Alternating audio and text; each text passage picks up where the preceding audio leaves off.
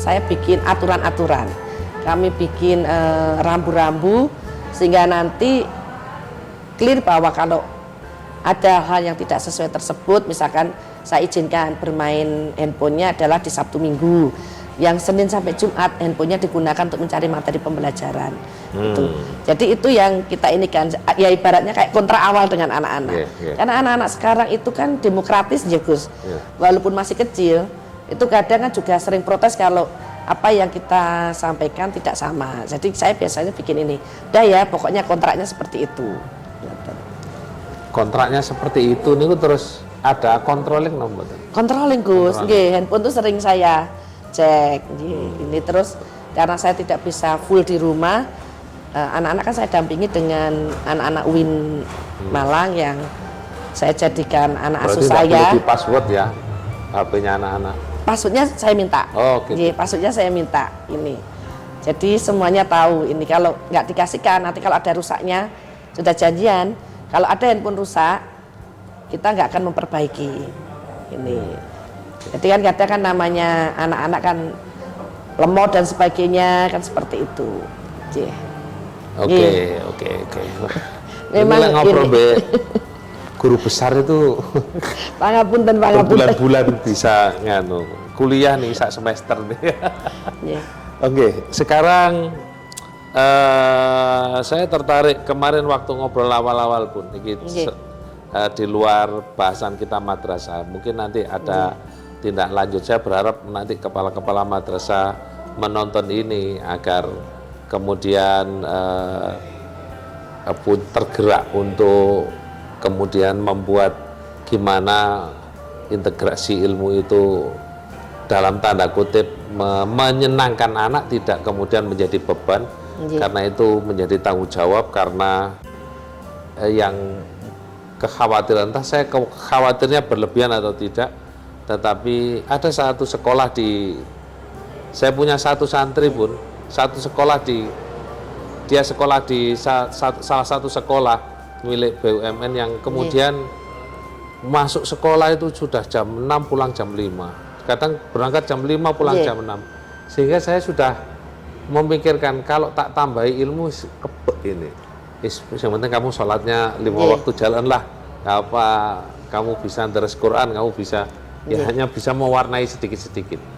Nah ini kan kemarin kepada gurunya saya juga kritik. Ini kalau kemudian dibiarkan seperti ini, anak kemudian menjadi robot dan saat bekerja dia haus, rohaninya haus, kemudian ditangkap oleh orang-orang yang tidak bertanggung jawab, terus menjadi kelompok-kelompok radikal kan juga bahaya. Makanya kan kita minimal harus punya menanamkan yang saya matur tadi kepada jenengan, hak mereka sebagai subjek siswa itu dipenuhkan, tidak hanya sekedar menjadi objek yang mereka jadi mercusuar, tapi kemudian haknya tidak dipenuhkan semua nih. Nah niki moga-moga nanti ada yang nonton dawuhnya Bu ini, dan kita nanti tindak lanjuti ngobrol podcast kita dengan mungkin workshop atau ngobrol-ngobrol bareng. Monggo Gus, karena memang. Tapi kalau dengan Kemenang biasanya gratisan loh Bun. Pangapunten Gus, jangankan dengan ini ya Gus. Saya sejak tahun 2012 itu kan juga waktu pulang kemudian diajakkan mulai sama waktu itu kasih penanya Pak Parti itu juga Bun, gimana ini KSM Jawa Timur itu kan branding tapi kok belum bisa berada di posisi nasional waktu itu. Saya bilang, Pak, mohon kami itu bekerja karena kita itu bekerja adalah realistis ilmu. Jangan ajak kami bekerja dengan berasumsi uang kayak gitu kan. Apapun yang sudah sampai punya program, ayo kita jalankan. Karena di situ itu adalah keberkahan ilmu Gus. Teman-teman seperti itu. Jadi Mas Rungono masih Mas Rungono. Nih. Toh apa toh yang dicari Gus hidup ini. Leres. Kami di kampus juga sudah terfasilitasi semua. Dosen itu punya 3 syarat. Harus mendidik, karena Tridharma itu pendidikan berarti mencerdaskan anak di dalam. Penelitian itu bisa berkolaborasi dengan dunia luar, dan pengabdian masyarakat. Jadi terus terang Gus, kami khususnya Fakultas Saintek itu malah yang sudah menggandeng dari madrasah di luar kota Malang, Gus. Wah, ini. Jadi pengabdian kami saya sampaikan bahwa Padahal kepala kantornya itu anaknya UIN loh. Tidak pernah sekolah di luar UIN. 1, 2, 3-nya. Jadi kita memang hanya bisa membantu dosen itu kan transport gitu, Gus. Yeah, Kemarin kebawean, Gus. Kebawean karena di sana kan kami juga resah, kasihan kan. Yayasan Al Jupri itu kan punya MI sampai sekolah tinggi.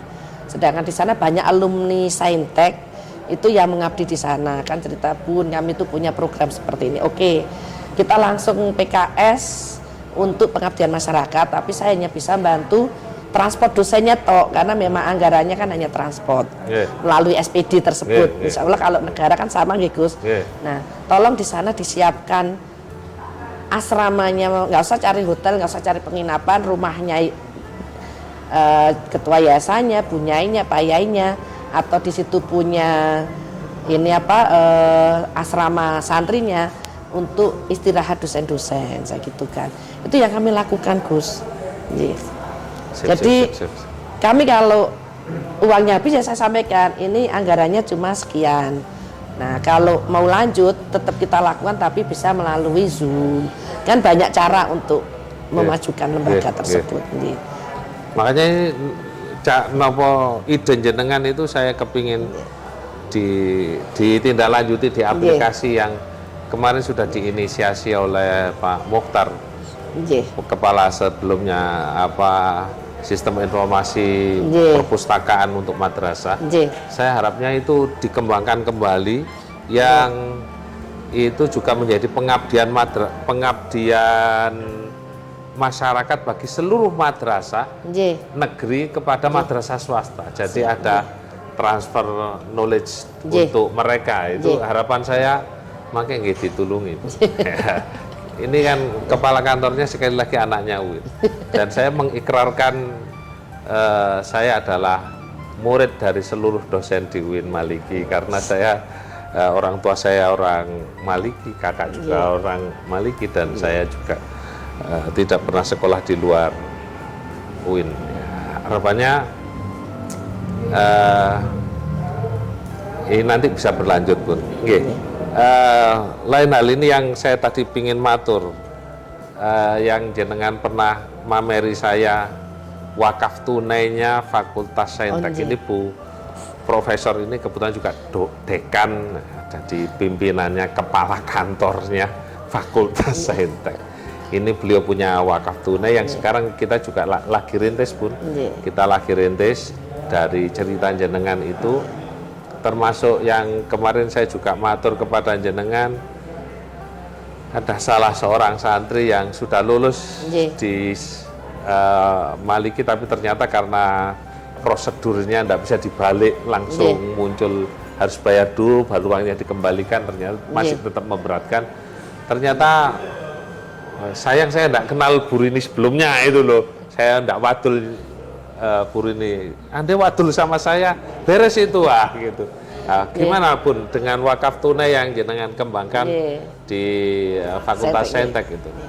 Jadi kita konsepnya sederhana kok, Gus, gini. Ya kita paham bahwa input yang ada di UIN Malang, khususnya Fakultas Saintek, itu grassroots masyarakatnya menengah ke bawah. Tapi mereka anak-anak pinter, Gus. Saya membayangkan kami sendiri di Fakultas Saintek dulu dengan keterbatasan, alhamdulillah kita bisa mewarnai lah sampai hari ini. Terus sekarang anak-anak pinter yang sudah diamanahkan ke kita, apakah harus kita tega putus studi yang mereka itu hampir setiap semester mengajukan mau cuti, mau istirahat dulu karena keterbatasan keuangan. Nah, dari situ kami duduk bersama dengan teman-teman dosen, apakah nggak bisa ya minimal 1% lah, karena kami kan 2,5%-nya sudah dipotong langsung. Mulai dulu Prof. Imam Suprayogo itu selain kita dipotong pajak negara, itu otomatis kita langsung dipotong 2,5% dimasukkan ke El Jawa melalui lembaga zakat kita. Tetapi ternyata prosedurnya itu untuk ke lembaga zakat yang sekarang sudah satu pintu di Basnas, Gus, itu tidak semudah seperti kita membalik telapak tangan. Sedangkan kebutuhan real itu kan ada di depan mata kita. Nah akhirnya teman-teman, ayo kita itu rezeki dari Allah banyak. Kita kan wajib syukur. Nggak usah menoleh kiri kanan, depan belakang, atas bawah. Tapi seberapapun yang kita dapatkan, mohon di prodi itu dikumpulkan. Nanti setiap semester kita bisa bantu mahasiswa yang membutuhkan. Yaitu tidak bisa membayar UKT karena anak kita banyak. Prioritas kita adalah yang mau lulus, Gus. Mau lulus tiba-tiba ada permasalahan. Mereka waktu itu mungkin orang tuanya mampu, tapi karena ada musibah, usahanya bangkrut, rumahnya kebakar dan sebagainya, itu kan selalu kita lakukan ini. Alhamdulillah kita bisa lakukan, Gus, ya walaupun nggak banyak per prodi menolong mahasiswa yang perlu bantuan UKT, tapi kita tidak memberi nama adalah dibantu.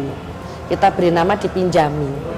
Suatu saat nih dipinjami, suatu saat entah nanti sudah 20-30 tahun lagi mereka itu ternyata punya rezeki dari Allah, itu boleh disalurkan lagi, tapi nanti juga akan kita berikan lagi kepada yang membutuhkan. Ya minimal tidak berharap kembali, tapi untuk mengingatkan mereka apa mesti ditolong loh. Jadi nggak ada, Gus, nggak ada tanda tangan saya pinjam gitu, nggak ada ya. Pokoknya kita serahkan, ini kita pinjami gitu. Terus kamu yang penting konsentrasi, sekolahnya lulus, kemudian habis itu manfaatkan ilmunya, manfaat dan berkah untuk umat. Minimal kamu setelah lulus tidak menjadi beban orang tua, apalagi masyarakat, karena bagaimanapun orang tua itu walaupun niatannya anaknya biar mendapat ilmu berkah, tetap itu investasi ya, Gus. Setelah lulus ya minimal bisalah tidak merepotkan orang tua, seperti itu. Nasabahnya wonten pinten niku yang napa muzakinya yang berinfak gitu. Semua dosen, Gus, yang ada di Fakultas Saintek itu langsung per jurusan nanti terkumpulkan. Berapa nih pinten? Ada 100. Kalau dosen kita kan sekitar yang ini ASN itu sekitar 70. Ada dari 7 prodi. Ini jadi yang non ASN belum saya minta seikhlasnya, dan di situ saya bilang tidak hanya untuk kita ya, untuk mahasiswa, tapi kalau nanti ada tendik, dosen yang itu non PNS, apalagi yang LB itu tiba-tiba sakit atau ada uzur, itu bisa kita keluarkan. Karena kan ada yang keluarganya meninggal, teman-teman mau takziah, itu kan juga kita paham mereka punya niatan untuk takziah yang lokasinya jauh ya, Gus. Itu kan punya niatan berangkat itu sudah alhamdulillah. Tapi kan kita paham bahwa untuk menghibur yang keseripaan itu kan kita juga perlu support. Jangan sampai yang niat berangkat nanti terbebani dengan silaturahmi tersebut. Jadi semuanya sudah kita sampaikan. Jadi dana sosial. Iya, dana sosial. Kita beri nama dana abadi umat, Gus. Niku didepositokan dulu kah? Enggak, atau langsung disalurkan? Langsung. Sekarang yang megang adalah ada yang dipegang oleh Sekprodi, ada yang bendahara, dosen ditunjuk sebagai bendahara. Jadi hari ini butuh ya hari ini keluar. Kita nggak nyimpan di bank. Karena kan teman-teman sedekahnya itu kan nggak bisa ini, Gus. Misalkan kemarin saya dapat wes yo iki simpenan kan gitu. Ya sudah, pokoknya niatnya seperti itu. Oh gitu. Ya berarti lebih ke infak ya. Bahasanya kepada infak. Itu. Ya, kita juga pingin niru ngoten niku, cuma tidak berani sampai 1% atau berapa persen. Gus lillahi ta'ala. Selama ini juga gitu, Gus, lillahi ta'ala. Cuma saya bilang gini, mosok sih soko 1.000 ming ngekei 2.500 abot saya gitu kan. Ini luar biasa. Kenapa idenya malah dari Saintek ya? Ya itu, Gus, pangapunten kami mungkin ya dari teman-teman Saintek itu kita menyadari bahwa pemahaman keilmuan agama kami masih sangat dangkal. Kita hanya berpegang satu, sampaikan ilmu walaupun hanya 1 ayat itu aja, Gus. Tapi realistis. Masya Allah. Panjang ya. Masya Allah, ini saya masih ingin ngobrol banyak sekali. Ini sudah berapa menit, Mas? 36. Panjang ini, sudah setengah jam lebih. Ya, nanti kapan-kapan kita tindak lanjutin. Siap, lebih real pun. Karena kalau hanya berhenti di podcast ngobrol aja, tidak ada tindak lanjut, kita semua rugi waktu dan rugi ide. napa ilmu kan harus diamalkan. Terus yang terakhir Gus, Oke. mohon maaf sekali, itu juga evaluasi kami di UIN Malang. Dulu UIN Malang itu kan perguruan tinggi terbesar ya ini, tapi kadang kita menafikan saudara-saudara kita yang ada di sekitar kita. Yang kemarin itu kita kasih mahasiswa dari ini waktu penerimaan itu kan karena dulu satu pintu nggih. Itu mandiri, kemudian yang tidak keterima UIN kemudian kita salurkan kepada perguruan tinggi negeri di sekitarnya yang ada di bawah Kementerian Agama. Nah kadang kita itu masih euforia menganggap bahwa khususnya madrasah di Kota Malang adalah madrasah terhebat se-Indonesia. Nah euforia itu kadang menjadi ini titik lemah kita. Yang lain itu kan juga lari Gus. Yang punya program bahwa madrasah di wilayahnya itu harus segera melejit dan sebagainya kan semua kepala kemenak. Nah mereka kan juga tidak mau selama ini mungkin hanya menjadi bahan diskusi dan sebagainya. Mereka kan juga punya strategi-strategi. Nah itu juga harus menjadi pemicu kita bahwa kita itu juga tahu bahwa semua saudara kita khususnya tadi KSM ya itu juga semuanya belajar, semuanya mengejar. Sedangkan untuk mencapai target juara umum itu kan nggak banyak, tapi pesertanya kan banyak.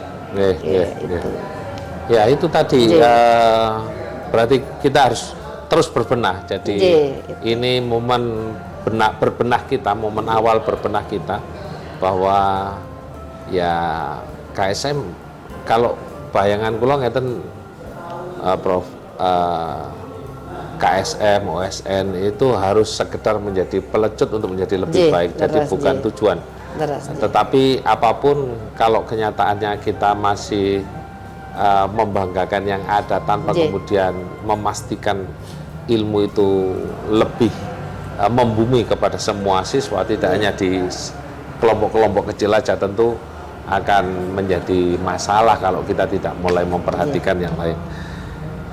Baik, matur nuwun, niki sudah setengah jam lebih. Insya Allah kita akan lanjutkan obrolan ini menjadi macam workshop dan lain sebagainya bersama guru-guru kita di UIN Maliki. Karena di atas langit ada langit, di atas langit ada langit, tidak ada batasan untuk kita terus harus mengejar ilmu, tidak boleh euforia untuk kami sukses dan berhenti belajar, tetapi harus terus belajar sebagaimana tadi disampaikan oleh Prof. Rini yang tanggal 4 Oktober nanti akan dikukuhkan profesornya. Moga-moga ini pengukuhan yang barokah nggih, Prof. Amin amin amin, matur nuwun panjenenganipun Gus nggih. Baik, cukup sekian untuk materi kita hari ini, terpanjang ini karena 30 menit lebih, karena memang menyenangkan kalau ngobrol dengan ahlul ilmi ya. Tetapi moga-moga panjenengan sabar mengikuti dan mendapatkan manfaat dari acara ini, bisa bagus bincang santai bersama Gus. Saya Ahmad Samton Mastuki, Kepala Kantor Kementerian Agama, bersama guru saya Prof. Sri Harini. Mohon pamit. Assalamualaikum warahmatullahi wabarakatuh. Waalaikumsalam warahmatullahi wabarakatuh.